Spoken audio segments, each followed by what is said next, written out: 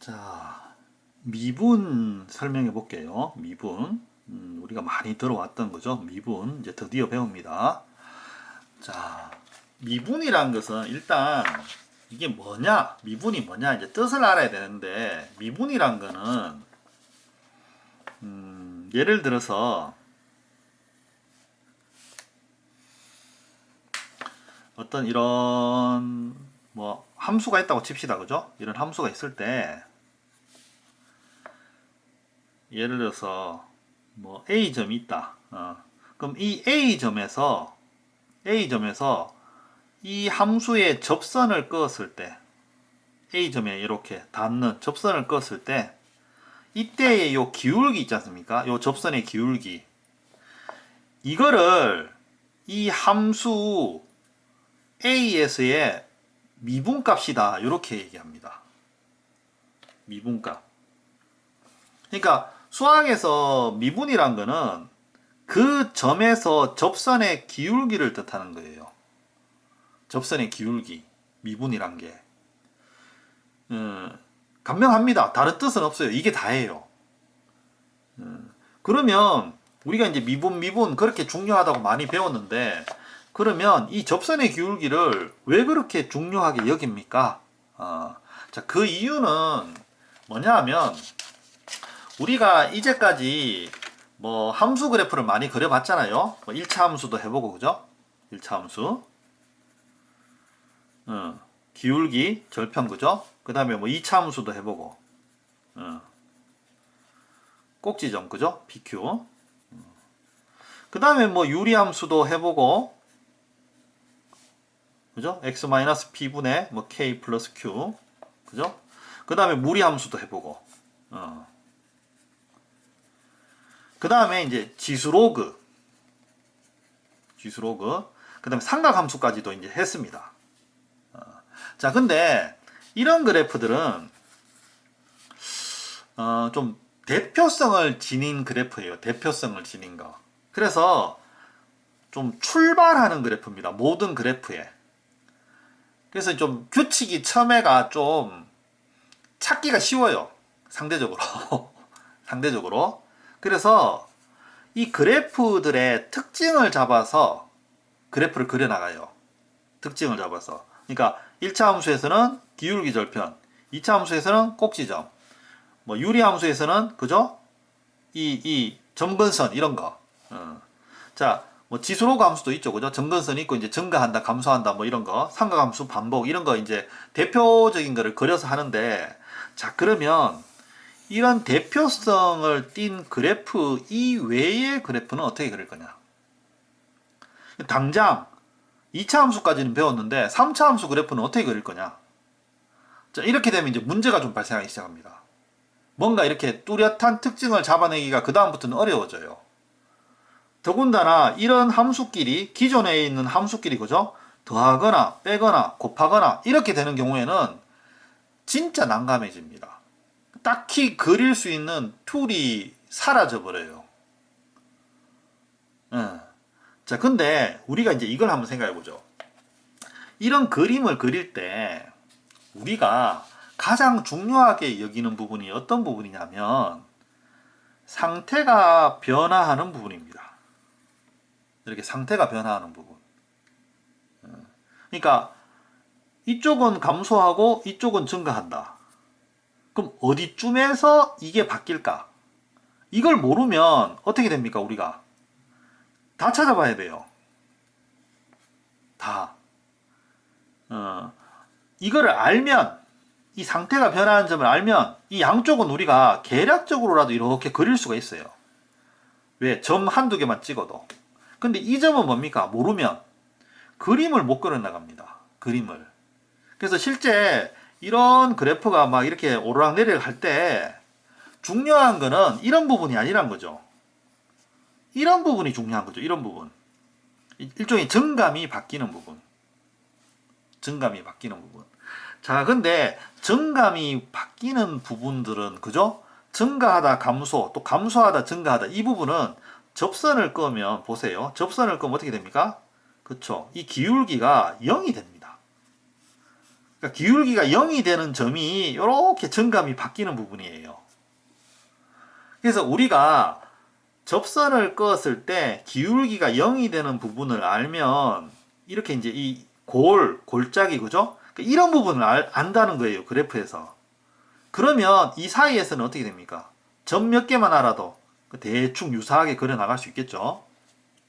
그래서 미분은 이 기울기를 나타내는 거라고 했지 않습니까? 어떤 점에서의 이 접선을 껐을 때 접선의 기울기.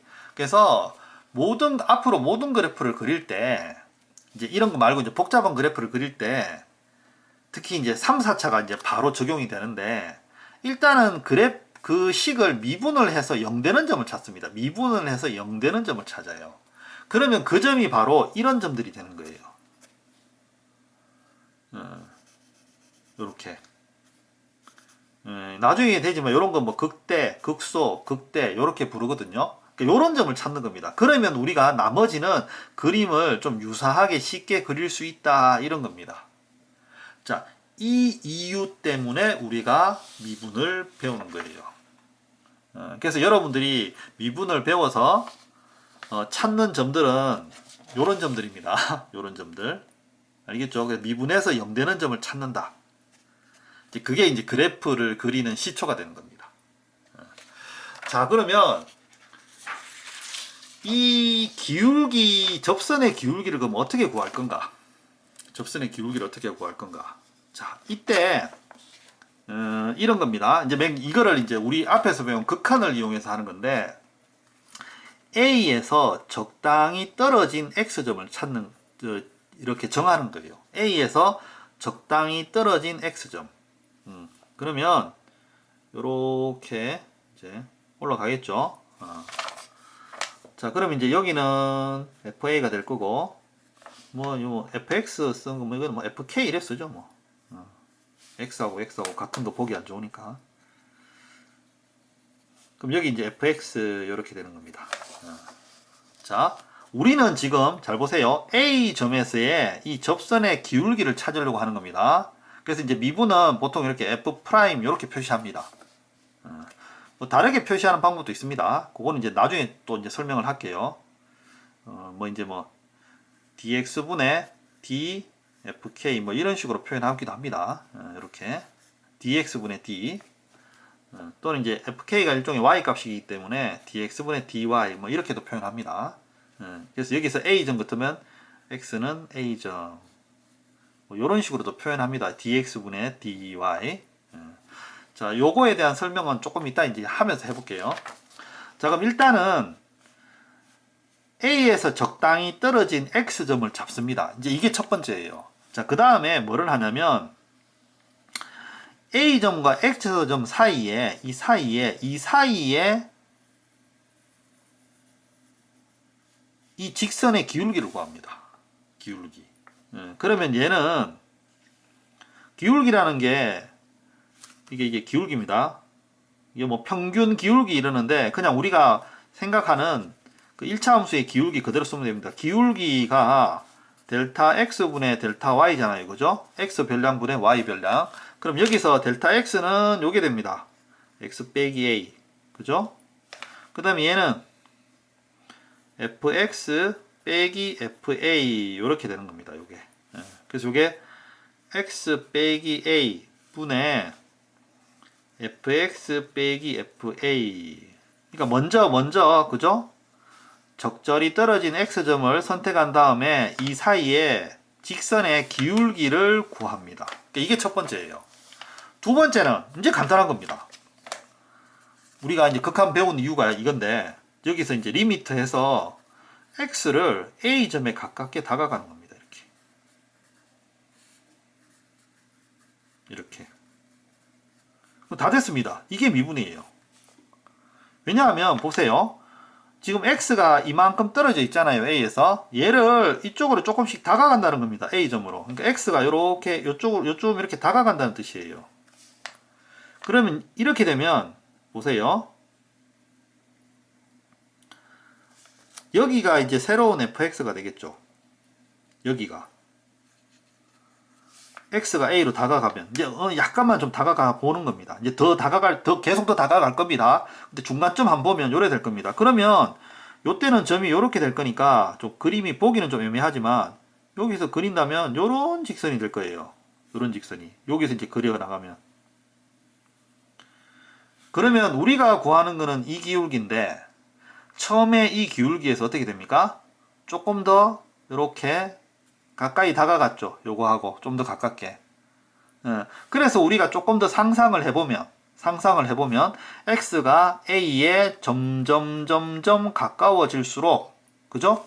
이 둘 사이의 기울기도 점점 가까워져서, 그죠? AS의 기울기와 거의 같게 될 거다.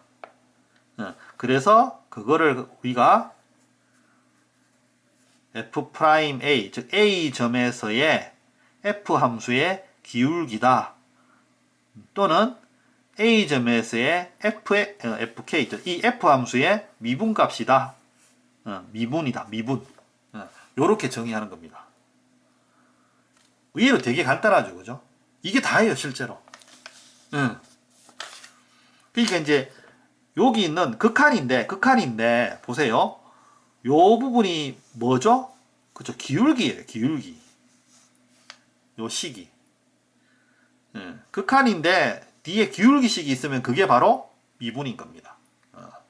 자, 그리고 여기서 다르게 표현한 것도 있는데, 자, 요것도 알아야 됩니다. 어떤 거냐면 여기서 A에서 X까지를 X 빼기 A라고 했는데, 만약에 요 길이를 H라고 둔다면, 잘 보세요. H라고 둔다면 X는 A 플러스 H로 둘 수 있겠죠? 이렇게 얘를 만약에 H로 둔다면 A에서 H만큼 더 가서 X가 된 거잖아요, 그죠? 그래서 X를 A 플러스 H라고 둘 수 있겠죠? 그럼 여기에 fx 대신에 얘도 어떻게 됩니까? f에 A 플러스 H라고 둬도 아무 상관없겠죠, 그죠? 이해되죠? 요걸 H로 두면. 그러면 얘는 이렇게 됩니다. X 대신에 얘는 A 플러스 H가 되고, FA는 그대로 두고요. 그 다음에 여기서 X 빼기 A를 H하고 H로 이렇게 바꾸는 겁니다. 이렇게. 자, 그리고 여기서 X가 A로 간다는 얘기는, 이 부분이 줄어든다는 거거든요. 이 부분이 간격이 줄어든다는 거거든요. 그러니까 H의 간격이 줄어드는 겁니다. 그래서 H의 간격이, 이때는 H의 간격이 이렇게 줄어드는 거예요. 0으로 간다. 이렇게 되는 겁니다. 자, 요렇게 쓰는 것도 똑같이 미분값이라고 씁니다. 똑같아요. 그래서 여러분들은 위의 식도 익히고 밑의 식도 익혀야 됩니다. 위의 식도. 약간 이제 참고적으로 얘기하면, 얘는 이제 뉴턴이 만든 거고, 그러니까 일종의 이제 영국에서 뉴턴이 먼저 뭐 미분을 뭐 생각해냈다. 그리고 이제 뭐 라이프니츠가 먼저 생각해냈다 그랬는데, 얘가 이제 라이프니츠가 만든 방식입니다. 근데 원리는 똑같아요. 실제 뭐 횟수는 뉴턴이 한 몇 년, 한 7, 8년 빨랐다고 하는데, 뭐 그 당시에 서로 모르는 상태에서 만들었다. 그래서 지금은 이제 둘 다 인정하는 상태입니다. 실제로 이제 미분을 발전시킨 거는 라이프니츠 학파에서 여기서 이제 유럽 이제 내륙에서 이제 많이 발전시켰어요. 그래서 이제 요렇게 이제 뭐 요런 얘기도 있는데, 라이프니츠는 순수하게 수학적 관점에서 기울기로 들여다본 거고, 기울기로. 뉴턴은 이게 이제 수학적인 관점보다는 약간 물리학적인 관점으로 운동 상태에서 들여다봤어요. 그러니까 뉴턴의 입장은 아주 짧은 순간에도, 그러니까 진짜 뭐 거의 0에 가까운 순간에도 물체의 움직임은 어떨까? 변화할까? 그런 관점입니다, 이게. 그래서 뉴턴은 약간 물리학적인 관점에서 접근한 거고, 라이프니츠는 수학적인 관점에서 접근한 건데, 뭐 이런 건 다 여담이고, 실제로는 이제 뭡니까? 여러분들이 이 두 개를, 그죠? 익혀야 된다는 거죠. 자, 이게 정의인데도 불구하고 여러분들 이 식을 이 그래프를 그리고 이 식을 자연스럽게 쓸 정도로 뭐 좀 빡지를 좀 수십 번 쓸 정도로 이거를 다 익혀야 됩니다. 이 과정을. 이게 되게 중요합니다. 되게 이게 이제 뒤에 문제 풀면서 이제 조금씩 얘기를 할 거예요. 그래서 이제 되게 중요한 겁니다. 알겠죠? 자, 그리고 dx 요거 나왔는데 요 마침 설명할게요. 자, 여기 보면 이게 기울기라 그랬잖아요. 그죠? 기울기니까 여기서 리미트 델타 x가 0으로 갈 때 델타 x분의 델타 y. 그러니까 결국 이 내용입니다. 이게 이제 기울기니까 x 별량분의 y 별량. 요게 기울기로 보통 쓰잖아요. 요런 거거든요. 자, dx는 요 리미트가 붙은 델타 x다. 요거를 dx다. 요렇게 생각하면 됩니다. 그러니까 아주 짧은 순간에 x 값의 변화량. 요걸 이제 dx다. 요렇게 보면 되는 거예요. dy는 똑같습니다. 그 아주 짧은 순간에 y의 변화량. 요렇게 보는 겁니다. 그래서 델타에 리미트가 붙은 게 여기 뒤에 d다. 요렇게 생각하면 돼요. 그래서 미분을 dx분의 dy 요렇게도 씁니다. 그 다음에 아까처럼 f 프라임 x 또 뭐 k, 여기는 k로 쓰는데 보통 x겠죠. 그죠? 요거 x로 표현하니까 일부러 요거 k로 쓴 겁니다. 그래서 보통 이제 fx 프라임 보통은 이렇게 씁니다. 또는 이렇게도 써요. y는 있을 때 이거를 y 프라임 이렇게도 씁니다. 요거 미분입니다. 맨 똑같이 프라임 쓰면 요게 미분된 거예요. 요렇게도 쓰고 요렇게도 쓰고 뭐 요런 식으로도 씁니다. 요런 또 쓰임은 문제를 풀면서 요 쓰임이 어떻게 바뀌는지 좀 알아두는 것도 굉장히 유용한데 그거는 수투에서는 크게 아직 필요하진 않을 거예요. 이제 미적 가면 요 기호에 대해서도 이제 더 자세하게 다루게 됩니다. 요런 게. 요 기호가 어떤 식으로 작용하는지. 자, 그래서 지금은 요렇게 요거를 익히는 게 무조건 중요합니다. 무조건. 무조건. 자, 그 다음에 한 가지 이제 잠깐 첨부하자면 만약에 잘 봐요. 똑같은데 이거를 가르치고 나서 많이 이제 오해하시는 분들이 많더라고요. 학생들 중에. 어떤 거냐면, 자, 이렇게 놓고 봅시다. 이렇게. 자, H. 자, 요 부분이 기울기라 그랬죠. 그죠? 그래서, 우리가 중요하게 여기는 게, 요 밑에 부분도, 요 위에 부분도 기울기의 정의에 따라야 돼요.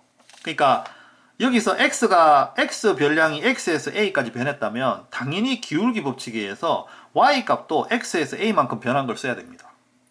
그래야지 당연히 기울기가 성립이 되겠죠.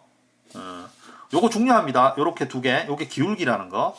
그러니까 요런 것도 마찬가지입니다. h만큼 움직인 거잖아요. x가. 그 y도 어떻게 됩니까? h만큼 움직인 거예요. 예를 들어서 나는 h만큼 움직였는데 얘는 eh만큼 움직였다. f2h다. 그래 되면 얘는 이렇게 돼버립니다. 그러면 나는 이만큼 움직였는데 x는 요만큼 움직이는데 y는 뭡니까? 뜬금없이 함수하고 상관없이 이렇게 움직인 거죠. 그럼 이거는 기울기 의미에 전혀 맞지 않거든요. 그래서 여기서 중요한 게 x에서 a만큼 움직였으면 당연히 위에도 x에서 a만큼 움직여야 되고 그 다음에 밑에도 마찬가지입니다. h만큼 움직였으면 얘도 딱 h만큼 움직여야 돼요. 그러니까 같이 움직여야 돼요. 그래야지 같은 이 기울기 값을 나타내는 겁니다.